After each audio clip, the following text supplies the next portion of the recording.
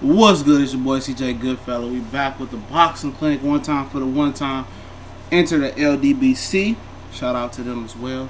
It's a movement of good, clean boxing. If you don't know what it means, basically leaving the bullshit with the YTBC. Bullshitters. But man, I got it right. I forgot what I called Josh Taylor in, or I called him unanimous decision, or maybe I don't even remember calling it. But Josh Taylor knocked out Ohara Davies. Seen a couple people on the thread going back and forth about it, man. And literally, I had no stake in this fight. I heard about Ohara Davies when he called out Floyd Mayweather in the UK, talking about him, comparing him to Gervonta Tank Davis, and he was upset about that or whatever the fuck he was upset about. But literally, I went to the tape, the film tape, and the tape doesn't lie. You know, Ohara Davies, I told you guys, he's a good athlete. But when I didn't, few main sticking points here. When I didn't see his amateur career, somebody explained that he had very few amateur fights, if that's true. Okay? That was the first strike right there. I like, okay. You see people that talk about, get mad that people talk about Triple G, Vasily Lomachenko, Andre Ward, amateur career, and still bring it up to today. It's nothing wrong. It's nothing wrong about bringing it up, because your amateur pedigree, prepares you for whatever style. In amateur, you see a lot of different styles. You know what I'm saying? And with Ohara Davies, he haven't seen a lot of different styles. He haven't been through the trials and tribulations. He didn't build that muscle memory, how to throw punches right. And one thing I did point out, I do remember about the prediction video, was the simple fact that he threw a lot of wild hooks. He did a lot of things unorthodox and not by the book. Josh Taylor, he deserves that respect. Josh Taylor was a guy that technically threw everything right. I don't know how much he switched up in this fight, because I came in at the end. They said the card started at 5. I didn't know the fight actually started at 5 over there in the UK. But one thing I did know was Josh Taylor was the more technically sound guy. He had a good jab. He had a good right hook. He had a good left hook. And he was a switch hitter. I seen him more times on film sitting in the southpaw stand, but it was times where he switched to orthodox, switched back to southpaw. And a guy like Ohara Davies with not that much background and just an athlete trying to portray as a boxer, that tells me that he wasn't prepared for that. And the third strike was the simple fact that even though Josh Taylor only had 9 fights to Ohara Davies 15 fights with 12 knockouts, was the fact that they was moving Josh Taylor pretty fast. His resume, indicated that he was fighting over the MGM Graham. He was fighting in Texas. He fought all over. Ohara Davies' main fights were in the UK. You know what I'm saying? Excuse me, it's a little bit hot. Most of his fights was in the UK. You see what I'm saying? And that was another main sticking point for me. And I tell guys, and people say, "Oh, I don't understand." This guy has this much talent, or Jorge Linares, people tell me he has this much talent. It's all about who you beat. You could beat 100 scrubs. You see what I'm saying? But it's all about who you beat in a level of competition that you beat. You know what I'm saying? And that's very important. And Josh Taylor, them moving him across the pond to America and back, that tells me they had a lot of confidence in him. And the Scottish fans were behind him. He did call out Ricky Burns at the end of the fight, I think they said. And the right hook actually was the hook that grazed across Ohara Davies' big ass nose and knocked him out. He didn't know how to behave as a fighter in times of panic mode, troubling times. He didn't know how to behave, and that goes back from the amateurs.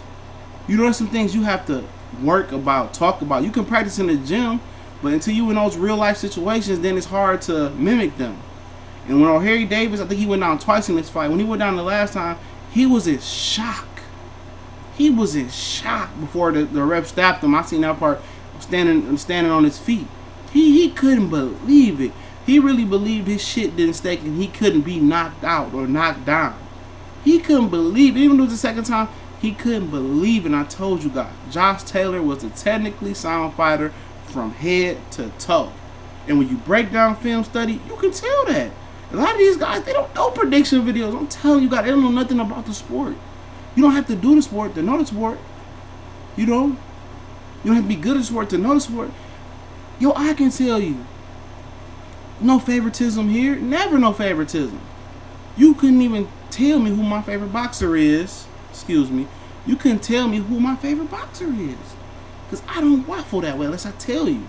I call it straight how I see it. If I'm wrong, I'm wrong. I come back on camera but yeah, I'm wrong. It ain't nothing wrong with being wrong. A lot of these guys don't do prediction videos for a few reasons. They don't know how to break down film. They don't know shit about the sport. 2, they scared to be wrong and they hide out if they wrong and won't come back on the channel for a long ass time. And 3, they don't know shit about boxing. They can't even do a layup in the basketball gym, B. You know what I'm saying? But like I said, Josh Taylor was the most technically sound fighter, man. And it was no doubt in my mind that he was gonna win this fight, to be honest. You know, I like the way he switch hit. I like the jab. I like the right hook. He had a good left hook. He worked up and down. He was banging to the body and all types of stuff.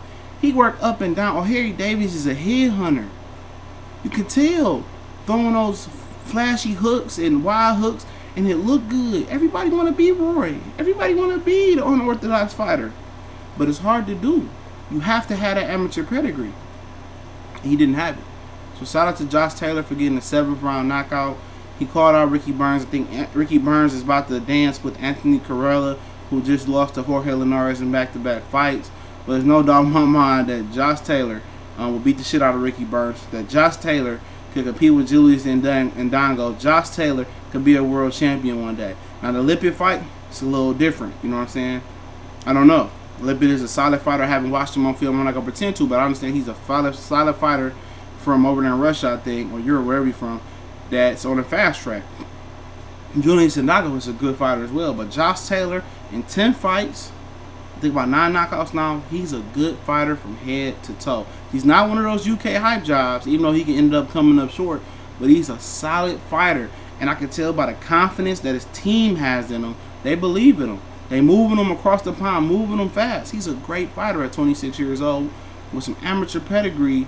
He can punch, he can box, he can move, he moves, he acts, he fights like a fighter. He was very confident coming into this fight, and there was no doubt in my mind he was going to win this fight. And congratulations to him. I think he could be a world champion one day. I don't think he can compete with Terrence Crawford as of now. But if Terrence Crawford beat Julius Indongo and let those belts go, I think he could be a world champion. I think he could beat a Victor Postal eventually. You know, I think he could beat a Lippitt. I haven't seen him fight, but eventually. I think he could beat a Mikey Garcia eventually. Adrian Broner, definitely he can compete with him, you know, somewhere down the line. I like him. And Ohara Davies, you know, I don't know. You know, as far as sometimes when that confidence is broken, especially without that amateur pedigree and not knowing what it feels like to lose, you don't know. You don't know. Hopefully he can rebuild himself. He was a very confident young lad coming to this fight. Back to the drawing board. We go.